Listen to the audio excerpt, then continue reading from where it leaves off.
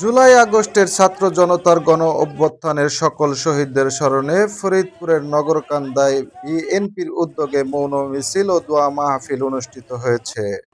শুক্রবার বিকালে নগরকান্দা উপজেলা বিএনপি ও পৌর বিএনপির উদ্যোগে নগরকান্দা পেট্রোল পাম্প চত্বর থেকে মৌন মিছিল শুরু হয়ে নগরকান্দা উপজেলা বাজারের প্রধান প্রধান সড়ক প্রদক্ষিণ করে উপজেলা মডেল মসজিদ চত্বরে এসে শেষ হয়।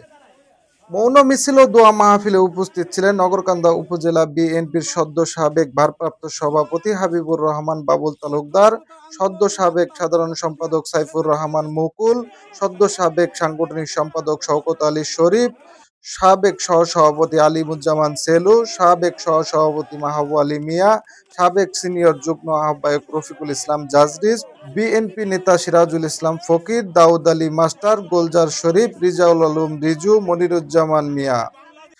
ফরিদপুর জেলা যুবদলের যুগ্ম সাধারণ সম্পাদক হেলাল উদ্দিন হেলাল, ফরিদপুর জেলা যুবদলের সাবেক যুগ্ম সাধারণ সম্পাদক তৈবুর রহমান মাসুদ, যুবদল নেতা বাবু, যুবদল নেতা রাজু, উলামা দল নেতা মৌলানা সাইফুর রহমান, উলামা দল নেতা মুজিবুর রহমান, ছাত্রদল নেতা সুজন, ছাত্রদল নেতা আলী আকবর শরীফ আরমান প্রমুখ।